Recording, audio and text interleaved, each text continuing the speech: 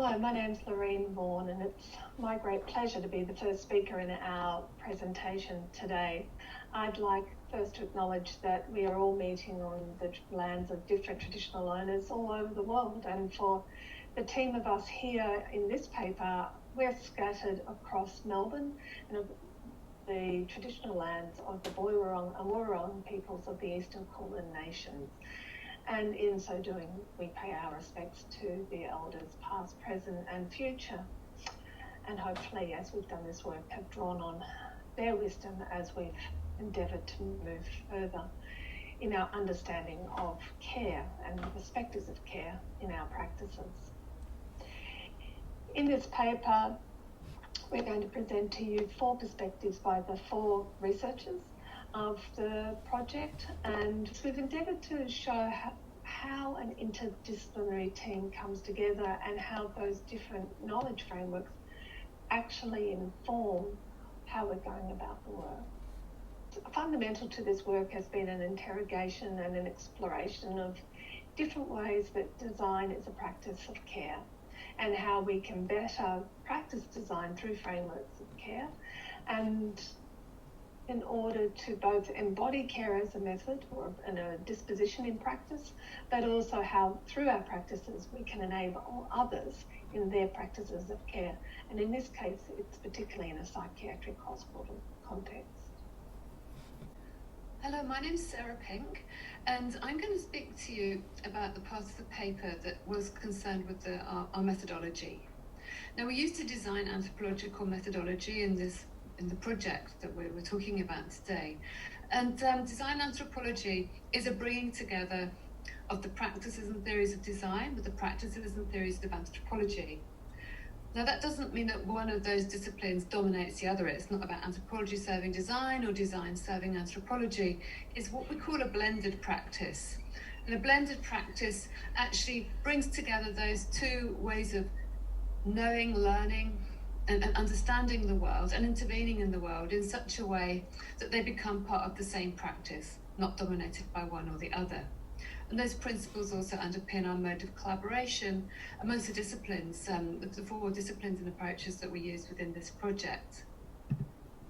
Now, our work was focused on the question of care, as Laurene said. And in our study, we looked at designers' care. We looked at the model of care that the hospital project was focused on, and also the idea of care in everyday practice. Now, our research project actually sought to understand how care was articulated and experienced as the staff and patients of an old hospital were actually moved over into a brand new hospital building. So we went through a research process that was designed to explore care in those different contexts, but at the same time needed to be kind of articulated within the methods and practices of anthropology and design. So our project had 2 key stages. The first part of the project was designed to actually investigate the old hospital context. We did an ethnographic study of exactly how care was articulated and experienced and how the design of the old hospital was experienced. And then we also at that time did a series of interviews with the architects who were involved in the design and the making of that hospital, the new hospital building. And after that, we waited for a year whilst the new hospital was inhabited, and then we did a second study, which was another ethnographic study of how the design of the new hospital building was experienced. But the important thing about our work is that very often those kinds of studies of how the design of a new hospital is experienced and used are done in what's called a post-occupancy evaluation. And post-occupancy evaluations are traditionally quantitative measurement-based studies that measure the impact of the design on the people. Our work took a very different approach because we took a design anthropological approach. We were interested in the ways in which the inhabitants of the new hospital improvised to learn about and to understand and to inhabit the new building in a way that felt right for them. So subsequently, our research really sought to get under the surface and learn what was really happening in those environments. And I'm going to hand you over to my colleagues again, who can tell a little bit more about that. Hi, I'm Shanti Sumartojo, and my task in this project was to conduct the fieldwork in the first part of the study So as Sarah said, this was in the older hospital buildings before the new building was constructed, and we did the second bit of the study.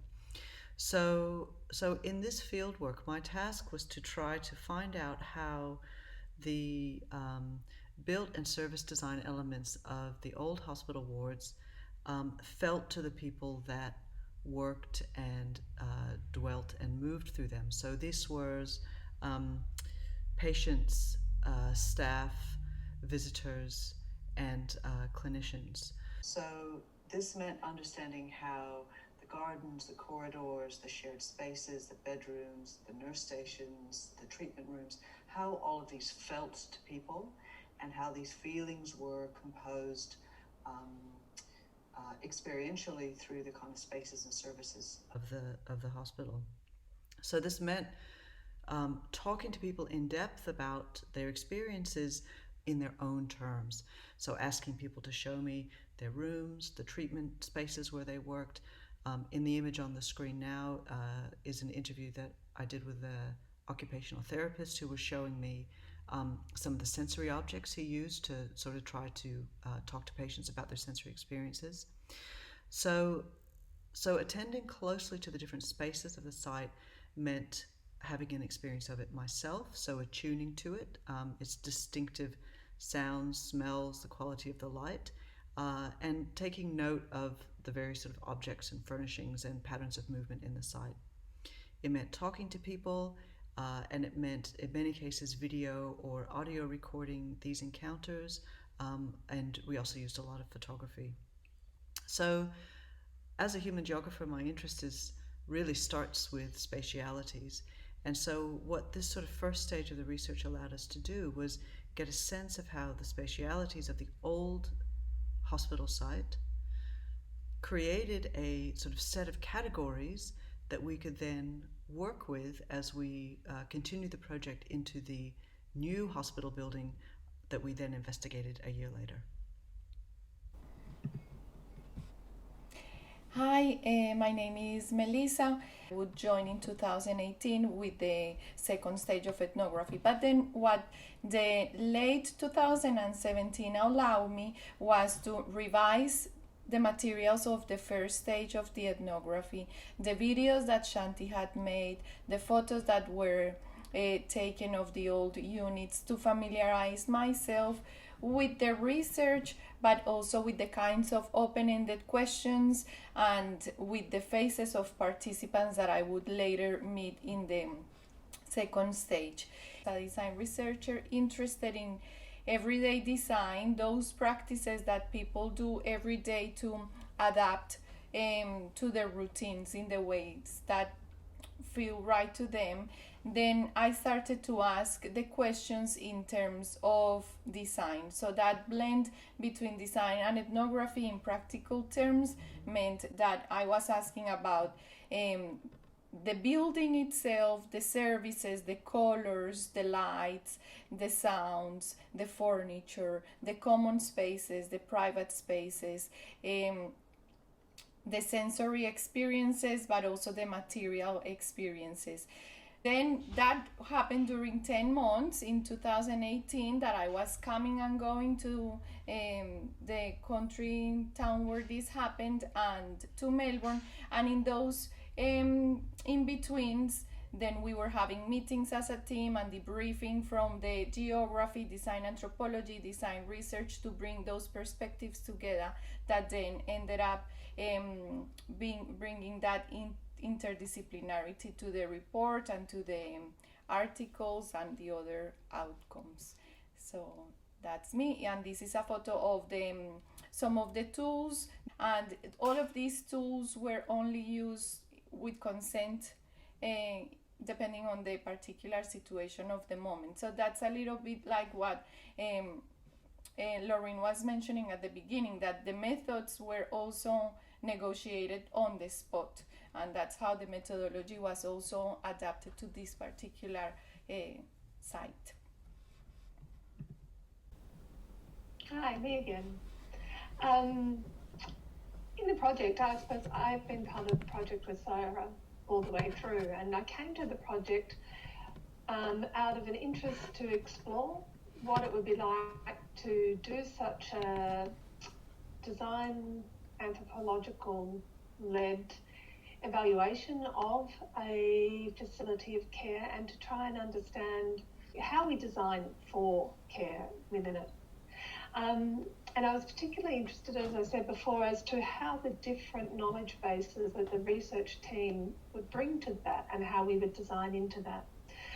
Myself, I come from a broad design background and design research with a particular spatial orientation and I suppose an interest in how people, or more broadly, but particularly people, experience our design world, the world we design with them, hopefully. This picture you can see is actually taken on the day that they vacated the old hospital premises and moved into new ones. And Shanti and myself went and did a sort of photographic, intensive adventure, documenting the building that had been so secure for so long, where everything was always about being locked down and having permission to move from one site to another. All of a sudden, everything was open. Doors were flung open. We could walk into sites, and it was, you could, have an interest in, I suppose this is an overlap with Shanti, in about place and how you have presence, and what it was like for when the patients had gone and the carers had gone, what was the space that they had been occupying? What was it materially? And so that's been really one of the great, I suppose, insights for me personally, is both understanding how we design the role of presence and people and use and inhabitation to environments, and the challenges that come for designers and architects in designing environments with the best of intentions. As Sarah said, we worked a lot with the model of care, which was the design guide, you could call it the brief for the project, and realising through the conversations how many compromises, how many adjustments had to be made, perhaps from a vision down to what was possible for all sorts of reasons. I think we know a lot more about ligature points and their potential locations in environments than we ever thought that we would ever know. And that really, I suppose, I helped bring an empathy from the ambitions of the designers to what was actually possible, and then how people experience that, which is a really, I think, an important thing for us to remember as designers, as design researchers, as people who might do evaluations or endeavour to make sense of other people's work. As we all know, there are layers and layers of things that happen in situ. And so I think that was one of the things that I found to be that I gained the most insights from, and I was also most able to bring to this project. So to sum up, the sum is the realisation of the parts.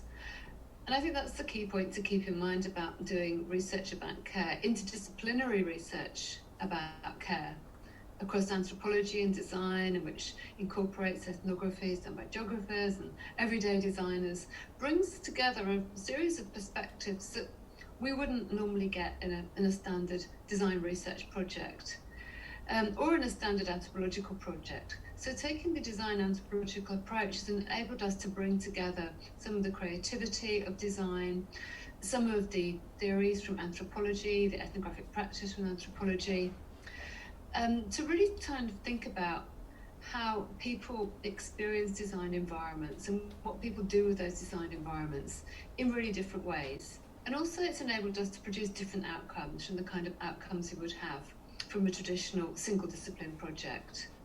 So our argument is for further interdisciplinary work to be undertaken, but also for that interdisciplinary work to be taken not just with a claim that it's interdisciplinary, but with reflection and reflexive approaches regarding the way in which different disciplines come together and the way they're articulated by different researchers, just as we've done in this project. We hope you'll visit our website, learn more about our work. Thank you. Thank you. Thank you. Hi. Thank you. Thank you.